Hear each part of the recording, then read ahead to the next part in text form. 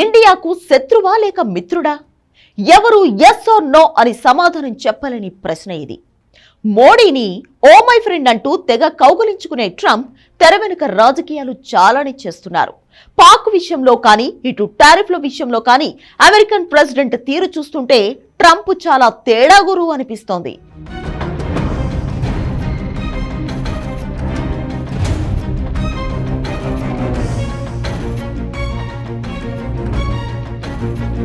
Trump మన వెనక గోతులు తవ్వుతున్నారా? మోడీని కౌగులించుకుని పాక్ కు కన్ను కొడుతున్నారా?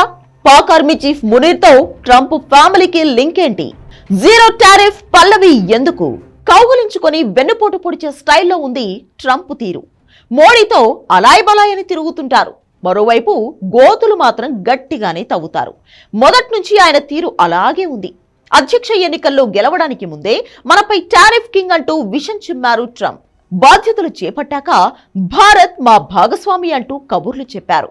ఏదో ఎలక్షన్ ప్రచారం కోసం అప్పట్లో అలా తిట్టార్లే అని సరిపెట్టుకునేలోగానే మరో బాంబు పేల్చారు.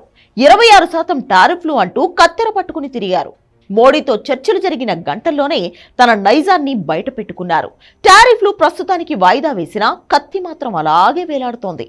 ఇప్పుడు భారత్ జీరో టారిఫ్లు ఆఫర్ చేసిందంటూ మరో కలకలం రేపారు. అంటే అమెరికన్ ఉత్పత్తులు మన దగ్గర ఎలాంటి ట్యాక్స్లు లేకుండా అమ్ముతారన్నమాట.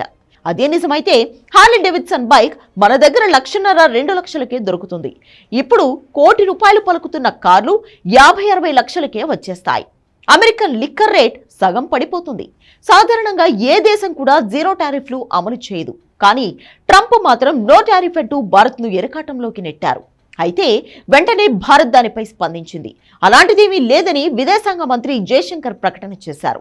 అమెరికాతో ట్రేడ్ డీల్ దిశగా కసరత్తు జరుగుతున్న సమయంలో మనల్ని మరింత ఒత్తిడిలో నెట్టేందుకే ఈ ఎత్తు వేశారా అన్న అనుమానాలు లేకపోలేదు.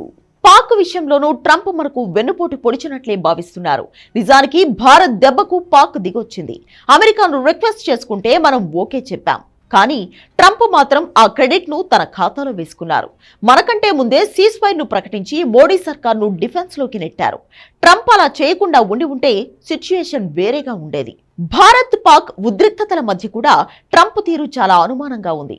ఓవైపు పహల్గా ఉగ్రదాడిని ఖండించి పాకిస్తాన్ కు బుద్ధి చెబుతున్నట్లుగా పైకి ప్రకటనలు చేసినా తెర వెనుక మాత్రం దాయాదికి సహకరించారా అన్న అనుమానాలు వ్యక్తమవుతున్నాయి. టర్కీ నుంచి పాక్ డ్రోన్లు దిగుమతి చేసుకున్న విషయం యుఎస్ కు తెలుసు. ఆ మాత్రం పసిగట్టలేని స్థితిలో అమెరికన్ నిఘా వ్యవస్థలు లేవు. కానీ మనకు మాత్రం దానికి సంబంధించిన సమాచారం ఏమీ ఇవ్వలేదు. కానీ దాయాదికి నష్టం జరగగానే సంయమనం అంటూ కొత్త పల్లవి ఎత్తుకుని పాక్ ఊపిరి పీల్చుకునేలా చేశారు. ఇక పాకిస్తాన్ కు IMF $1 బిలియన్ రుణం వెనుక కూడా ట్రంప్ ఉన్నట్లు తెలుస్తోంది. భారత్ దౌత్యంతో IMF పాక్ కు సాయంపై వెనక్కు తగ్గింది. కానీ ట్రంప్ జోక్యం చేసుకోవడంతో లోన్ ఇవ్వక తప్పలేదు.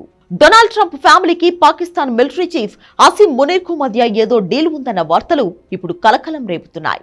ట్రంప్ 2 కుమారులు, అల్లుడు పార్ట్నర్స్ గా ఉన్న ఓ ఫిట్నెస్ ఎంటర్ప్రైజెస్ పాక్ లోని ఓ క్రిప్టో సంస్థతో ఒప్పందం కుదుర్చుకుంది.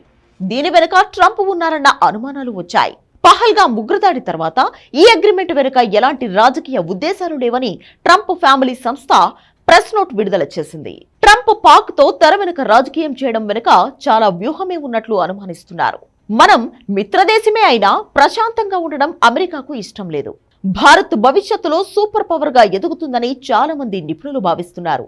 అందుకే మన సరిహద్దుల్లో ఎప్పుడు అలజడి ఉండేలా అమెరికా జాగ్రత్త పడుతోంది. అందుకే తెర వెనుక పాక్ ను రెచ్చగొడుతోందన్న అనుమానాలు ఉన్నాయి.